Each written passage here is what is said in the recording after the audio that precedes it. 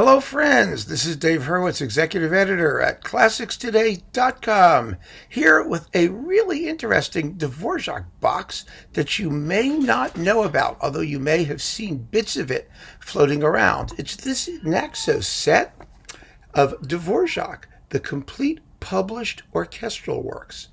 I mean, it's kind of an unresonant title. This is the complete Dvořák published orchestral works. There you go.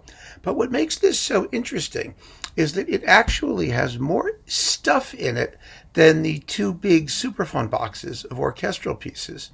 And some of that stuff is really interesting and worth hearing. And it's not even all that there is, but it's most of what there is. It really is. There are some other things, as you'll come and see. So it contains 17 discs, and it's reasonably priced. And I want to go through it and just talk to you about what you get, because it's really cool. It's also fun to be able to see in one place all of the orchestral music, because Dvořák wrote a lot. I mean, he wrote a lot of stuff. And, you know, there are certain things that we like, and symphony sets and stuff like that, and concertos, but there are also things that are quite a bit less familiar. And it's good to know what they are. And some of this stuff has some very, very fine conductors and very fine performances. So you get a decent booklet. Here it is, with notes, and very good notes, actually, very thorough, and biographies and whatnot. And then let's look at the discs. I also want to say, you know, Naxos doesn't do a lot of boxes, but when they do a box, they make nice boxes. They're sensible. You know, they have these nice lids. Everything fits correctly. It's really it's a nice product, a classy product. You know, unlike those boxes like you get from Deutsche Grammophon, where, you know, the whole like top of it comes off and the bottom falls out. So whenever you take it down off the shelf, the whole thing could fall and get scattered to the winds. I mean, this is a sensible way to do a box. It really is. Anyway, first of all, we have the symphony cycle. Now, the symphonies, which also give you the legends divided into 5 legend bits, are all with Stephen Gunzenhauser, who's a good conductor, and the Slovak Philharmonic. And the issue with this symphony cycle, which I've always rather enjoyed, to be honest with you, it's not the best, but it's very good. And the Slovak Philharmonic is not the Czech Philharmonic. Let's put it that way. You have an orchestra with a lot of the same tonal qualities, you know, that unblended sonority and the perky, characterful woodwinds, but they're just not on the same level. They're sort of second tier down, you know what I mean? But they're not like another one of those, like the Slovak Radio Philharmonic or something. They're a good, solid orchestra, and for heaven's sake, they know their Dvořák. And I like Gunzenhauser's performances. They're very fresh. They're lively. They're not unfussy. There's not a lot of interventionist interpretation going on. But let me play you what I mean. I'm going to play you the Coda to the 8th Symphony, which is a very good test of your Dvořák, because you've got, like, you know, the horn trills and all the brass details, you know, the trumpet scales and the trombones coming out, and the touching up of the orchestration that lots of people do under the strings at the very end when they're going do do do do do do do do. He doesn't touch up the orchestration, and he doesn't have to. And it also has the best ending of this entire symphony of anybody on disc. The only person who does it as well really is Kubelik. It's really astonishing, because, you know, the end of the 8th Symphony, the first time I heard it, I always thought it went dum bum ba dum bum da da da da da da da da da da da dum bum, right? And that ending was always a little disappointing to me, because it's like dum bum. It's like, huh? Is that it? You know, after it whips up all that excitement. Well, actually, there is a timidity part, which is not going bump, it's going da-dump. So it's dun-dun-da-dun-dun, da-da-da-da-da-da-da-da-da-da-dum, ba-dump, which really makes a big difference. It really does. It makes the whole ending sound more final. And here is a performance where you actually hear it the way Dvořák wrote it. Most people just don't bother. I've never understood why that's true. So listen to Stephen Gunzenhauser, the Slovak Philharmonic, play the Coda to the Symphony number 8. It's really quite surprising.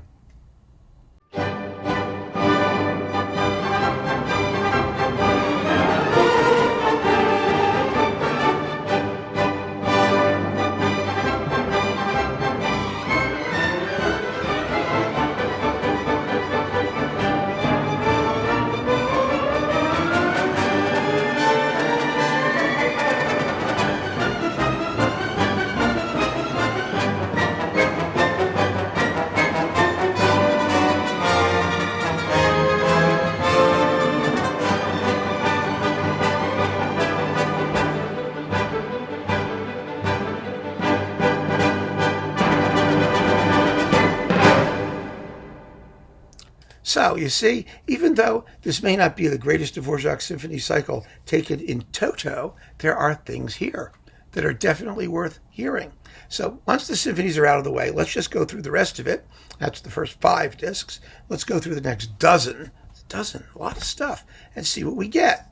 So we have disc number 6. Oh, you get, that's New World Symphony with the symphonic variations, also with Gunzenhauser and the Slovak Philharmonic.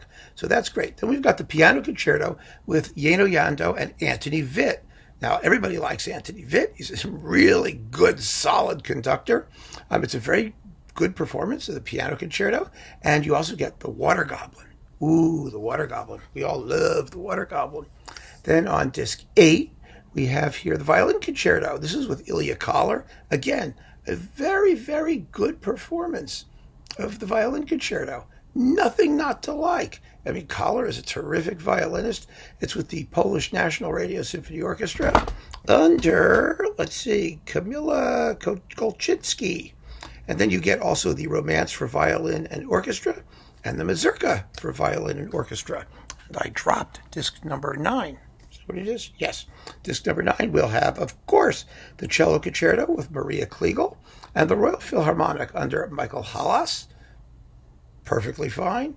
We talk about, what are the great versions of everything, and I still have to do it. I'm going to do my ideal Dvořák symphony cycle and, Dvořák cycles generally, and we pick and choose, and we have to pick and choose. But in this particular talk, I'm really talking about a set which is greater than the sum of its parts. That's the expression, because there are no bad performances in it. It's all very solid. It may not be your favorite of anything, but to have it all together in one place, that's the beauty of it.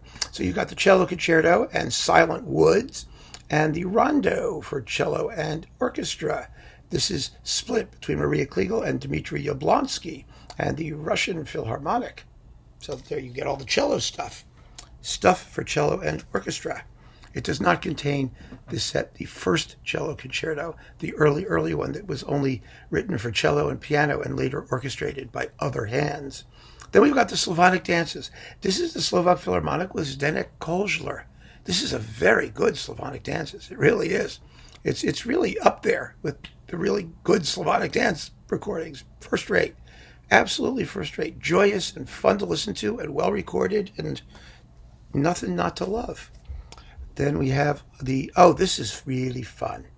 This is really, really fun. I have a sample of this one.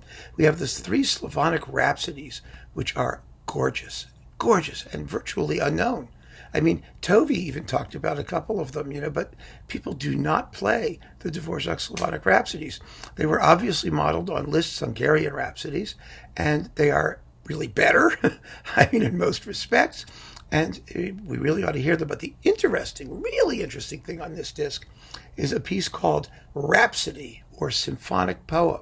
Dvořák's first symphonic poem. It's a very early work. It's marked Opus 14. It's from the 1870s, and it's performed by the Slovak Philharmonic under Libor Pešek. The Rhapsodies are with Zdeněk Kozler again and the Slovak Philharmonic. This is really like the best disc you can get, probably, of the Slavonic Rhapsodies. And this symphonic poem / rhapsody is a wonderful work. It's a big, giant, 18-minute-ish long hunk of romantic orchestration, full of good tunes. And I'm going to play you a little bit of the opening because I want you to hear how it goes. You may recognize it. I don't know. Take a listen.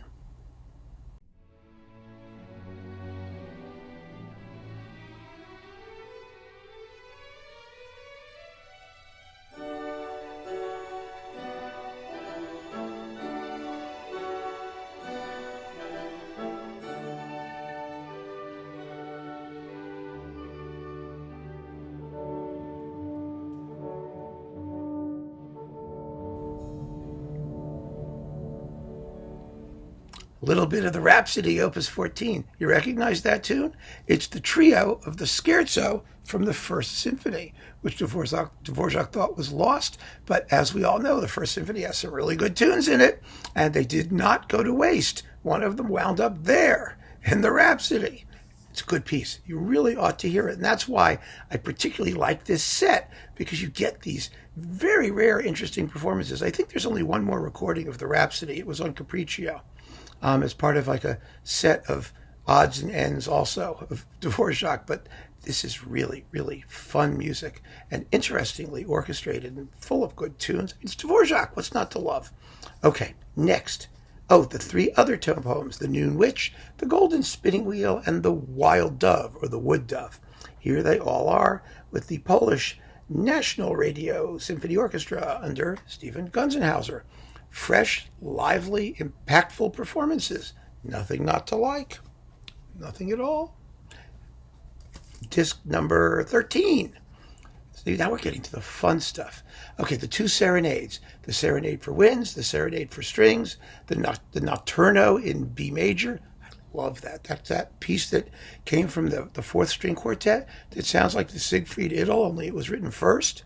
And let's see what else we have here. The Prague Waltzes and the polka in B flat major for Prague students. These is with the Capella Istropolitana, the Oslo Philharmonic Wind Soloist. I talked about that disc separately when we talked about recordings of the Wind Serenade. It's excellent, absolutely first class. And then the Russian Philharmonic under Dmitry Yablonsky doing all the little works. And that's terrific. Very, very good disc also. Let's see now. Okay, disc number 14. Now here's an interesting work you're not going to hear anywhere else. The 7 interludes for small orchestra. The 7 interludes are just what they sound like, little 2 to 3 minute works. They don't seem to have been used anywhere else. We don't know why Dvořák wrote them. They're not his most individual pieces, not surprisingly, but they're certainly nice to have. And you won't, like I said, you're not going to find them easily anyplace else. Then we have the Czech Suite, and with Anthony Witt, and the American Suite with Dmitry Yablonsky. And the American Suite's also gorgeous, by the way. You know, it was originally written for piano or 2 pianos and then orchestrated, and it's absolutely beautiful. It's one of those Dvořák American works. You know, it has those pentatonic tunes and all that stuff. It's really good. And again, no one ever plays it, ever. The best recording of the American Suite, though, still is Untitled Rarities on Decca. So if you're if you have that one, it was coupled to the Kondratian New World Symphony, which is a great performance of the New World. That's a disc worth having for those 2 works. It's really an intelligent coupling.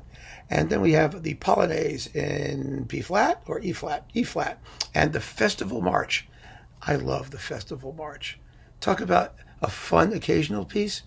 I want you to hear a little bit of the Festival March. You got to hear this. This is just great.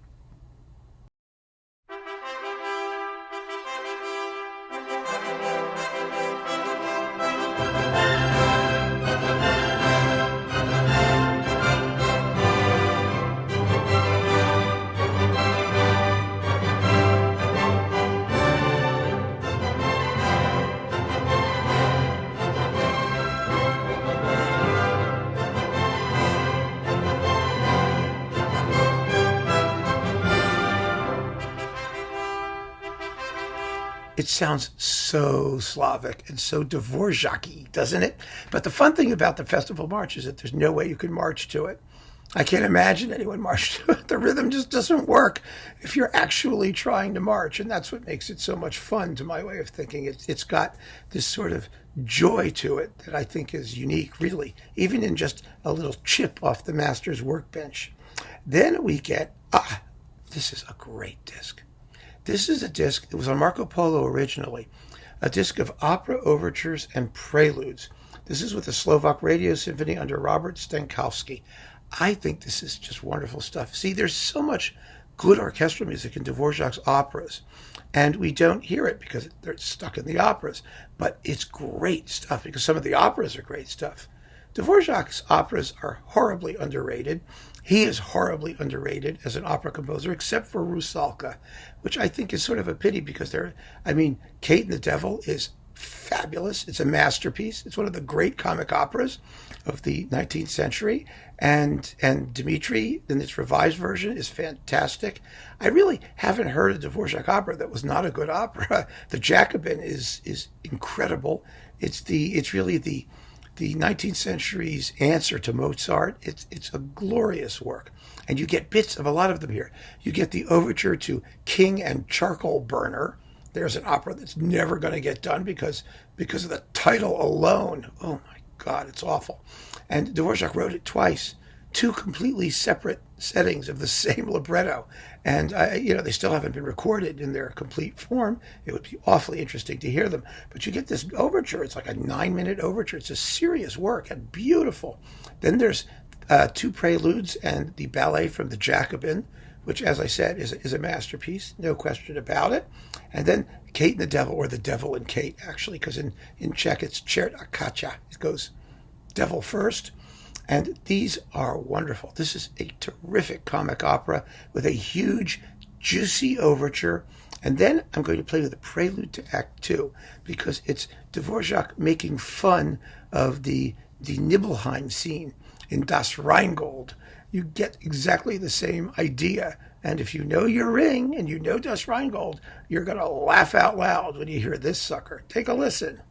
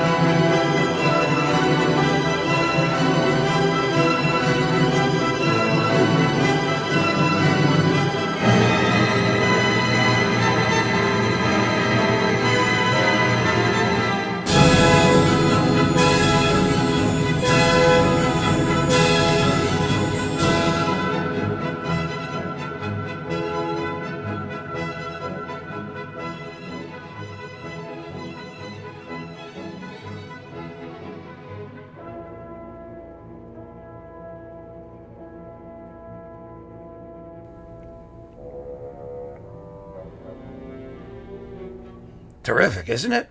And after that, there's an infernal dance, because the devil in question grabs Kate and sucks her down to hell. And down in hell, they all do the infernal dance, which sounds exactly like one of the Slavonic dances. Have a listen to this.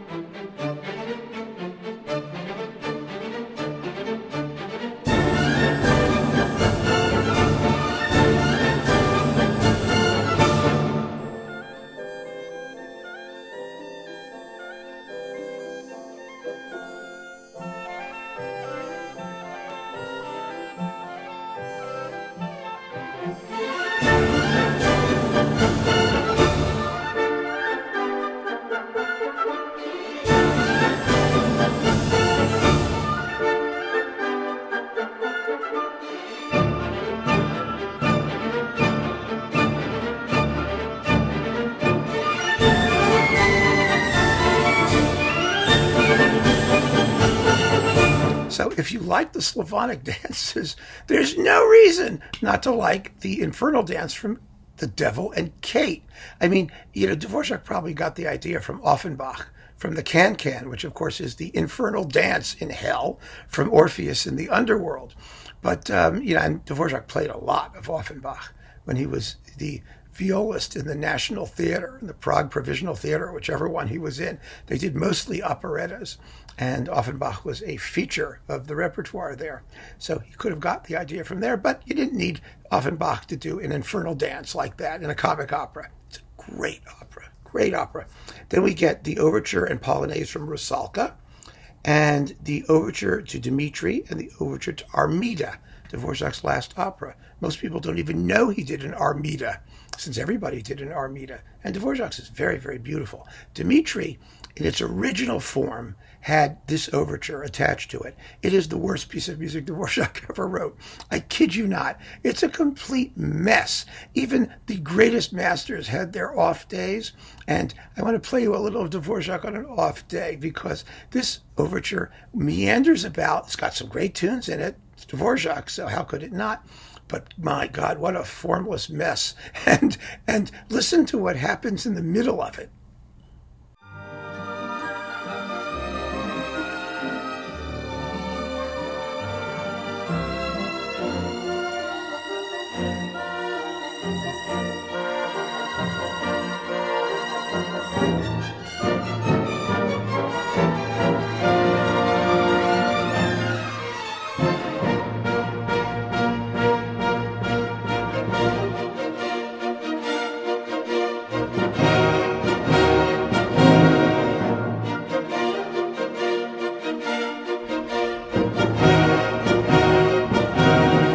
How's that for a shameless ripoff? In this case, from Mendelssohn's A Midsummer Night's Dream overture? Holy cow! We know what Dvořák was listening to when he wrote the overture to Dmitri. Unbelievable, isn't it? I think it's just wonderful. I really do. I mean, in a bad way, in a fun way. It's a party piece. Let's put it that way. All right, so then we get, let's see, we're on disc number 15 or 16 or something here. We get the overture to Vonda. Now, Vonda is a 5-act grand opera. It's got witchcraft. It's got the Poles versus the Slavs, or some of the Germans and the Poles killing each other, and a suicide thing. And oh, it's great. It's just great. Another opera no one ever does. It's very beautiful. I mean, I listened to it. It was recorded on Orfeo. You can get it, and you should hear it. It's a knockout of a piece. And then we have In Nature's Realm, Carnival, Othello, and My Home. We all know those. These are with the BBC Philharmonic under Gunzenhauser. Very, very good. Nothing not to like. And disc 17, the last disc, we get the Hussite Overture, the overture to Selma Sedlak, a.k.a. the Cunning Peasant. Dvořák's operas are full of peasants. One overture that is not here is the overture to the Stubborn Peasants, also known as the Pig-Headed Peasants in English, a one-act opera that's just delicious and has a really, really seriously great overture. And let's see, and the Tragic Overture. Now, the Tragic Overture, which is also called the Dramatic Overture, was allegedly the overture to his first opera, Alfred, King of the Britons. He did it. Alfred was his first opera. This overture is pure Tannhäuser ripoff. If you know the overture to Tannhäuser, you will know Dvořák's dramatic overture, and it's lots of fun to listen to. Then the Scherzo Capriccioso, and finally a hero's song. And these are mostly with the Polish National Radio Symphony Orchestra under Antoni Witt, but also with the Slovak Philharmonic under Gunzenhauser, Libor Pešek, and Zdeněk Kozler. It's like a summary of the whole thing. And that is 17 fabulous discs of Dvořák's complete published orchestral works. And like I said, there are more of them, and more are getting published, with the new critical edition and whatnot. But you're not going to find some of this stuff anywhere else.